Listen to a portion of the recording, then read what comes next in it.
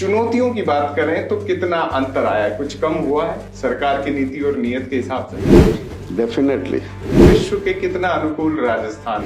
अब राजस्थान से धीरे धीरे एक्सपोर्ट बढ़ रहा है सरकार और इन्वेस्ट राइजिंग राजस्थान के माध्यम से।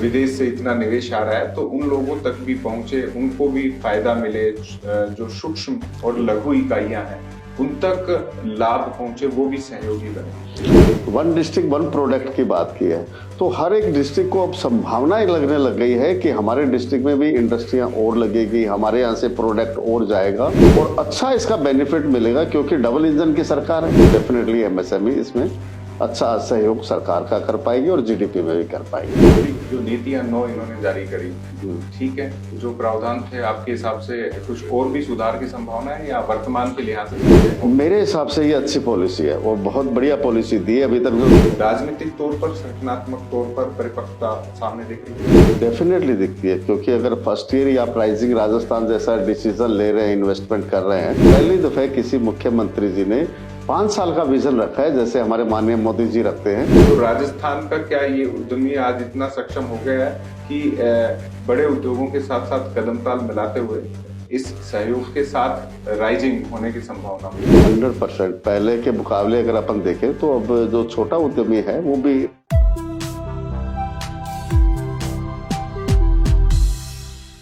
राजस्थान बना निवेश स्थान, इस सीरीज में हम बात कर रहे हैं उन खास शख्सियतों से जो बताते हैं कि राजस्थान में विकास की, औद्योगिक निवेश की और आगे बढ़ने की कितनी संभावनाएं हैं। राइजिंग राजस्थान का काउंटडाउन शुरू हो चुका है और उसके बीच में आज हमारे साथ एमएसएमई सेक्टर और खास तौर पर उस व्यापार उद्योग की बात करने के लिए 40 के अध्यक्ष मौजूद हैं जो बताएंगे कि राजस्थान में इन छोटी इकाइयों के लिए कितनी संभावनाएं हैं, कैसे राजस्थान में आगे बढ़ा जा सकता है और किन किन संभावनाओं को लेकर राजस्थान में लगातार निवेश के हिसाब से कामकाज हो सकता है। तो हमारे साथ हैं सुरेश अग्रवाल जी, स्वागत है आपका।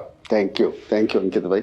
सुरेश जी, राजस्थान को करीब से देखा है और आज इस इंटरव्यू में खास बात ये भी है कि आपने जब से देखा है जब धूल उठती थी, अब फैक्ट्रियों से धुआं निकलता हुआ दिखाई देने की संभावनाएं है।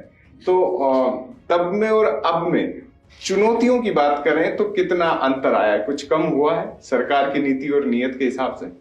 डेफिनेटली पिछले 2-3 इन्वेस्ट समिट भी हुई है और व्यापारी, राजस्थान एक ऐसा स्टेट है जो पूरी दुनिया में राजस्थान का व्यापारी आपको मिल जाएगा। राजस्थान से बाहर ही निकलना चाह रहा था। जैसे आपने बात की कि धूल उड़ते हुए, आप डेजर्ट पूरा का पूरा देखो, डेजर्ट में कहीं ट्रेड और इंडस्ट्री का कहीं नाम नहीं था दूर दूर तक। और अब आज इंडस्ट्रियां लग रही है, बड़े बड़े कॉलेजेस खुल रहे हैं, आज रिफाइनरी जो आ रही है वो भी आज बात करें तो डेजर्ट में आ रही है। तो अब पहले के मुकाबले अब बहुत बड़ा चेंजेस है और अब बहुत तेजी से इंडस्ट्रियां और आने को तैयार है। जो राजस्थान से व्यापारी बाहर जा रहे थे वो राजस्थान में वापस आने के लिए तत्पर है। जी, आप भी कई देशों की यात्रा करके आए हैं तो मैंने कहा अनुभव आपसे भी जान लें कि विश्व के कितना अनुकूल राजस्थान है। मैं समझता हूँ कि मेरा अफ्रीका का दौरा ज्यादा रहता है, हालांकि पिछली बार हम आयरलैंड और उधर भी जाके आए हैं और वहां पे करीब करीब हर जगह पे राजस्थानी आपको हर कोने में मिल जाएगा जी। और राजस्थानी आदमी चाहता है कि राजस्थान से लगाव है। आज अगर आसाम में भी कोई आदमी बैठा है तो वो अपने गांव को देश बोलता है कि हम देश जा रहे हैं जी। तो उनका एक बड़ा लगाव राजस्थान के साथ है, वो राजस्थान से व्यापार करने में। और कुछ टाइम पहले तक अगर हम बात करें तो राजस्थान में इतना एक्सपोर्ट के लिए संभावनाएं कम थी या प्रोडक्ट कम थे तक नहीं जा पा रहे थे, पर अब राजस्थान से धीरे धीरे एक्सपोर्ट बढ़ रहा है सरकार और इन्वेस्ट राइजिंग राजस्थान के माध्यम से। हमारे को ये उम्मीद है कि इससे बहुत ज्यादा तरक्की मिलेगी और बहुत ज्यादा हमारा एक्सपोर्ट भी बढ़ेगा। आपका 40 का संगठन बहुत बड़ा है, मैं कहूँ कि गांव ढानी तक चर्चा है जी। वो व्यक्ति क्या सोच रहा है, उनसे बात हुई होगी? आपने भी पूरा जब राइजिंग राजस्थान का खाका सरकार ने तैयार किया तो आपने भी एक प्लान बनाया होगा कि कैसे जब विदेश से इतना निवेश आ रहा है तो उन लोगों तक भी पहुंचे, उनको भी फायदा मिले, जो सूक्ष्म और लघु इकाइयां हैं उन तक लाभ पहुंचे, वो भी सहयोगी बने?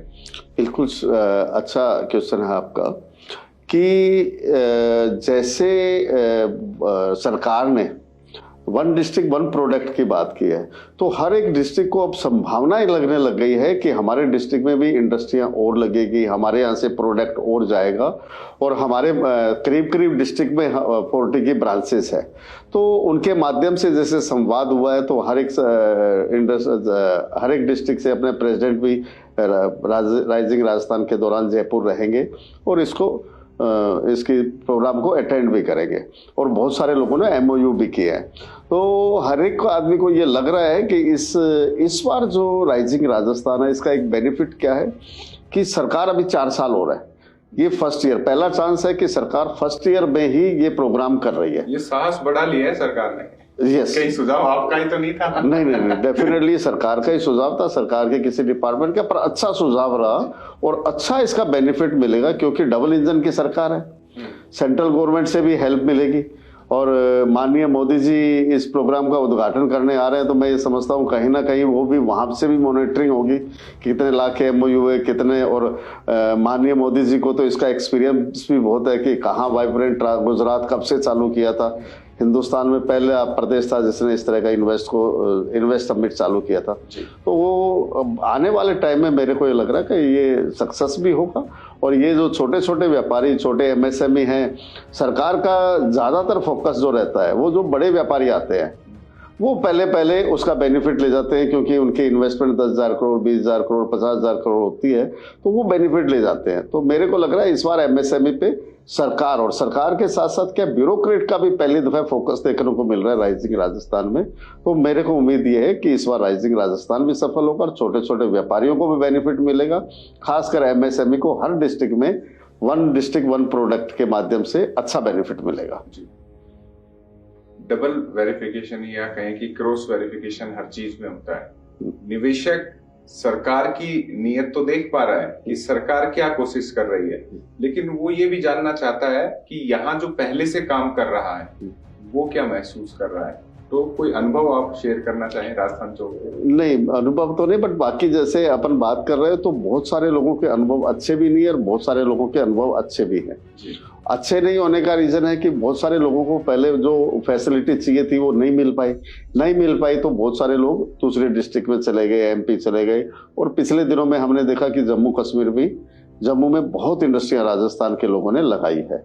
तो अब यहाँ पे पहली दफा ये लग रहा है, क्योंकि सरकार ने जिस हिसाब से पॉलिसियां दी है, जिसमें डिस्काउंट दिए हैं या सब्सिडीज दी है, उसके माध्यम से राजस्थान में अब जो पहले छोटी मोटी प्रॉब्लम थी वो काफी, अगर ये धरातल पे आती है और ये इम्प्लीमेंट होती है तो डेफिनेटली MSME इसमें अच्छा सहयोग सरकार का कर पाएगी और GDP में भी कर पाएगी। अभी जो नीतियां 9 इन्होंने जारी करी, ठीक है, जो प्रावधान थे आपके हिसाब से कुछ और भी सुधार की संभावना है या वर्तमान के लिहाज से समझे? मेरे हिसाब से ये अच्छी पॉलिसी है और बहुत बढ़िया पॉलिसी दी है। अभी तक जो सबसे बड़ी थी कि इंटरेस्ट पे जो 6% तक की सब्सिडी थी उसमें 2% और बढ़ा दी, तकरीबन 10% इंटरेस्ट लगता है। अगर आपको इंटरेस्ट पूरा मिलता है तो एक आपका रिस्क लेवल कम हो जाता है, आपकी थोड़ी बहुत अगर लॉस भी होता है उसकी क्षमता आपकी पूरी हो जाती है। तो ये पॉलिसियां जितनी भी दी है सरकार ने, अच्छी पॉलिसियां दी है, और खासकर एक्सपोर्ट को बढ़ाने के लिए सरकार ने एक अच्छी पहल की है। हमारी पिछले 5 साल से सरकार से डिमांड थी कि जो कंटेनर जा रहे हैं, कोरोना के बाद, कोरोना से पहले जो कंटेनर का किराया था आज उसका 4 गुना से लेकर 10 गुना तक किराया हो गया। सरकार को उसमें कुछ रियायत देनी चाहिए ताकि जिनके पास ऑर्डर है, साल भर का ऑर्डर आदमी एक साथ लेता है तो उसमें उसको लॉस हो जाता है और वो उसका हाथ पीछे खींचने की कोशिश करता है। तो इसमें ये महसूस हो रहा है कि सरकार ने जो कंटेनर पे 25% की रियायत दी है किराए पे, तो वो एक अच्छा कदम है। साथ साथ और भी बेनिफिट दिए, बट ये एक अच्छा कदम है जिसका बेनिफिट हर एक एक्सपोर्टर को मिलेगा। पोर्टी की मांग भी रही थी, पोर्टी की पिछले 5 साल से मांग थी। बजट में लगातार जब भी बात करते थे तो आपकी बात तो मैंने चर्चा भी की थी कि ये पूरी क्यों नहीं हो रही है।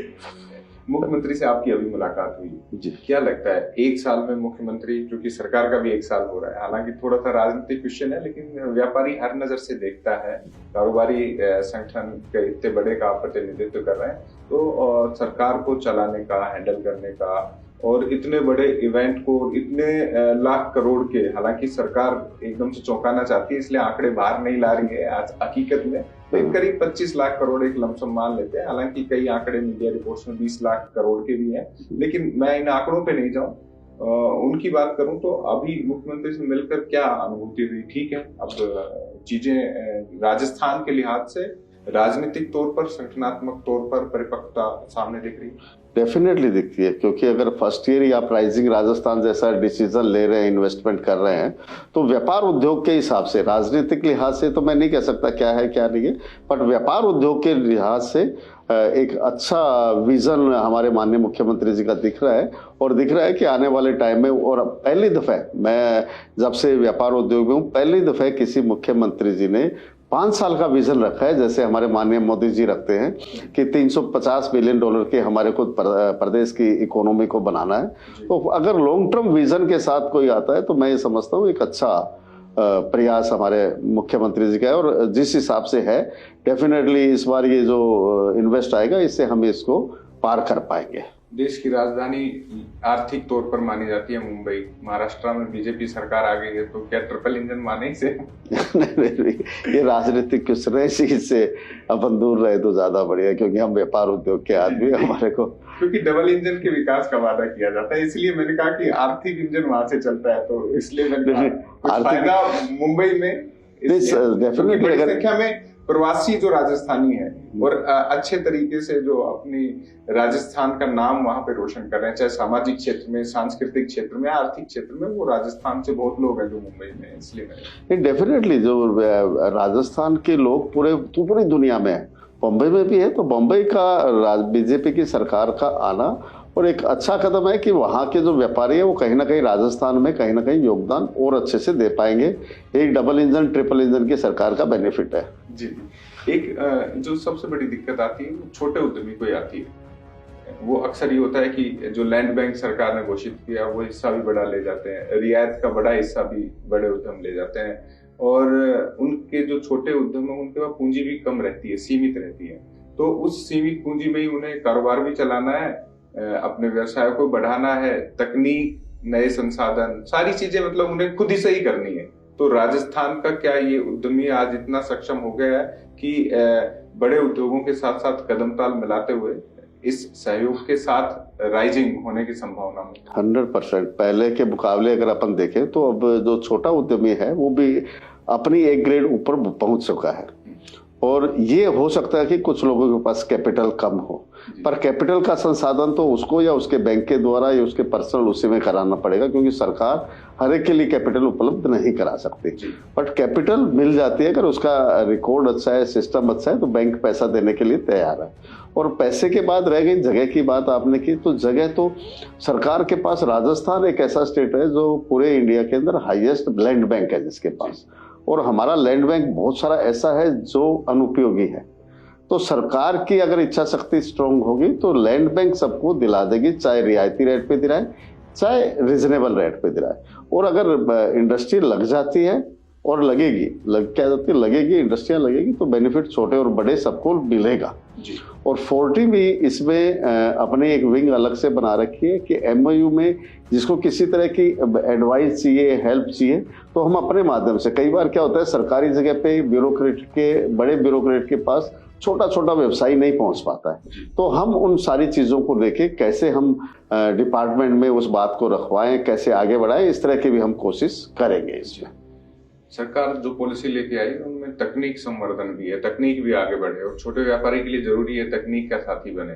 तो तकनीक के तौर पर आप कितनी संभावनाएं मानते हैं कि अब छोटी छोटी इकाइयां तकनीकी समावेश से भी आगे बढ़ने की संभावना रहती है? और बतौर 40 और राजस्थान के रिप्रेजेंटेटिव होने के नाते आप क्या सोचते हैं कि तकनीकी जो सहयोग है सरकार के लिहाज से निजी संसाधनों के हिसाब से कितना जरूरी हो चला है, पॉलिसी कैसे मदद करेगी? क्या है कि इससे पहले अपन पूरे हिंदुस्तान की और राजस्थान की बात करें तो टेक्निकल रिसर्च डेवलपमेंट में हिंदुस्तान में सबसे कम पैसा खर्च हो रहा है जी।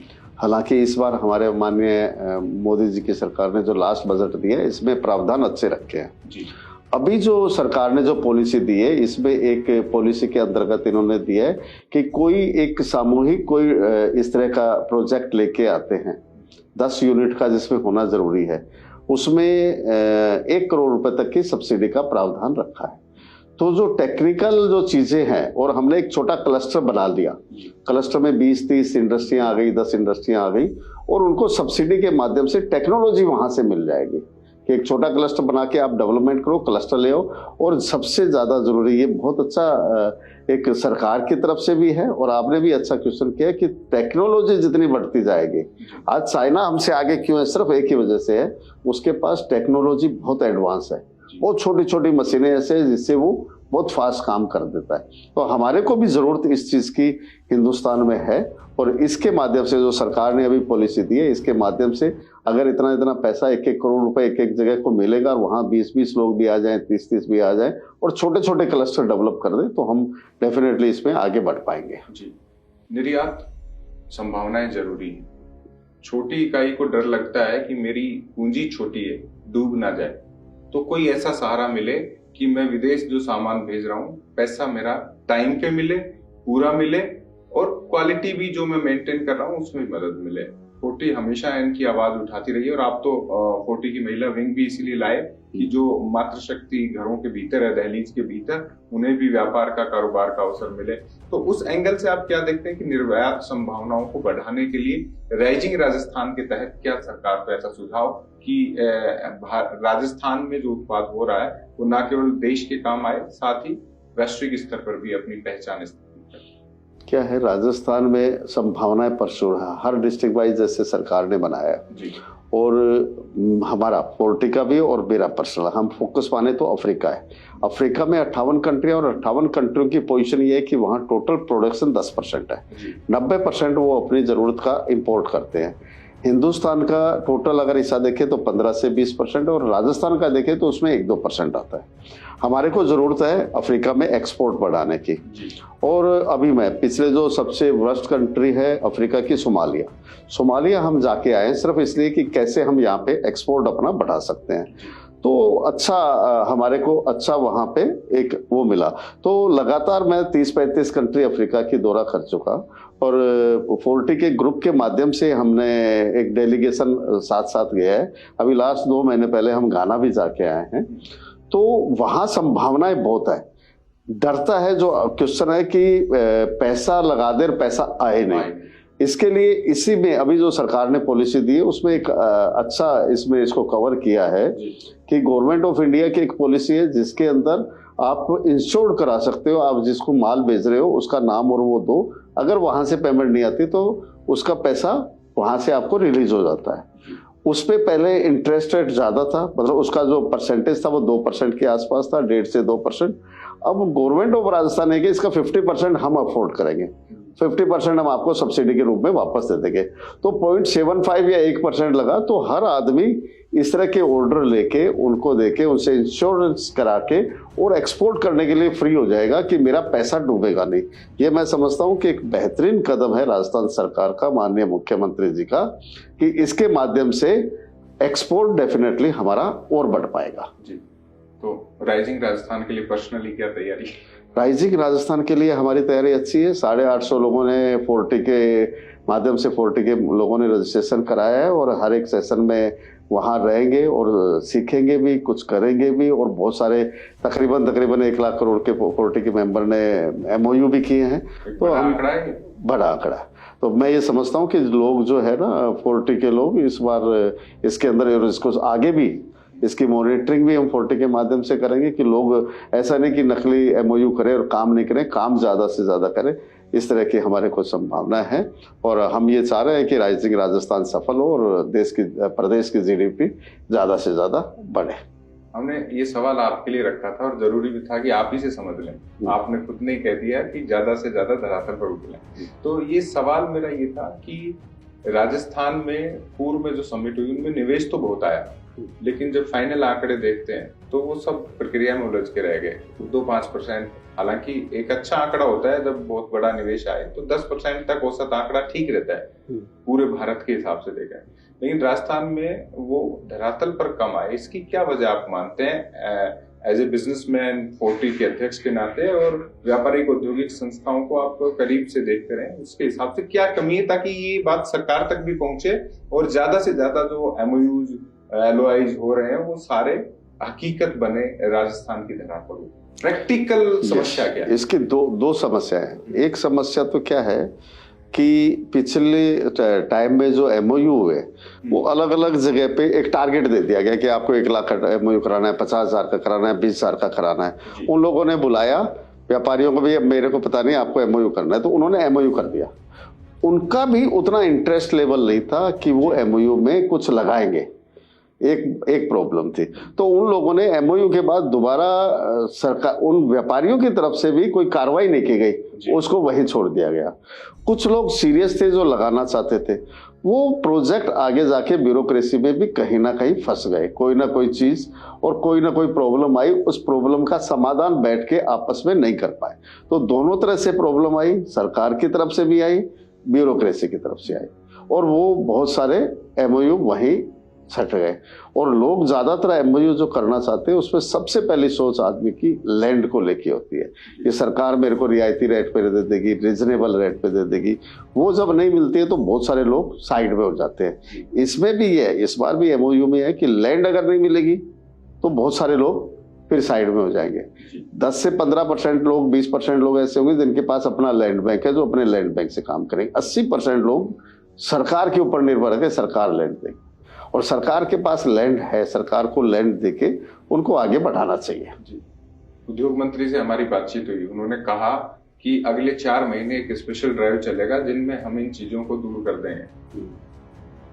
है नीति और नियत पर विश्वास? नहीं, डेफिनेटली इस बार जो सरकार के हमको लग रहा है कि सरकार की इच्छा शक्ति है कि यहाँ पे ओरिजिनली इन्वेस्टमेंट आए। तो हमारे अगर इंडस्ट्री मिनिस्टर ने बोला तो डेफिनेटली मेरे को लगता है कि यहाँ पे इन्वेस्टमेंट, लैंड बैंक से संबंधित समस्याओं का समाधान करा पाएंगे। आतिथ्य के लिए भी जाना जाता है अक्सर, 40 में तो आप व्यापारिक संगठनों का एक आतिथ्य स्वीकार करते रहते हैं, उन्हें राजस्थान के खान पान से अनुभव कराते रहते हैं।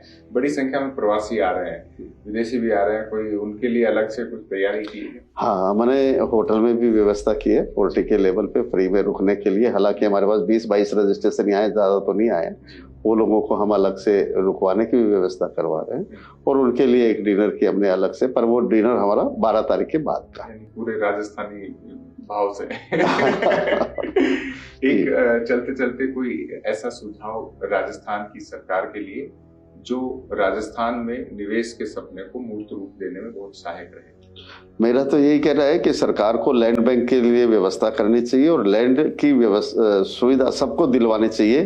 प्राइस बहुत ज्यादा मैटर नहीं है, चाहे रियायत मिलेगी तो और ज्यादा लोग आकर्षित होंगे और राइजिंग राजस्थान सफल हो, ऐसी मैं शुभकामनाएं हमारे माननीय मुख्यमंत्री श्री भजनलाल जी शर्मा जी को देना चाहता हूँ। Thank you so much Suresh Agarwal ji. Thank you. तो federation of Rajasthan trade and industry के अध्यक्ष सुरेश अग्रवाल जी से हम बात कर रहे थे और समझने की कोशिश कर रहे थे कि वो छोटी इकाई जिनके सपने बड़े हैं, राजस्थान में उद्योग लगाने के, लोगों को रोजगार देने के और इस प्रदेश की इकोनॉमी को $350 बिलियन ले जाने के, कैसे होगा, उन पर बातचीत की है। जरूर कमेंट बॉक्स में बताइएगा कैसा लगा, और हम लगातार ऐसी ही शख्सियतों से आपको मिलाते रहेंगे। राइजिंग हो रहे राजस्थान में क्या खूबियां हैं, क्या अवसर और क्या चुनौतियां, उन पर बात करते रहेंगे। पुनः आपका धन्यवाद। नमस्कार।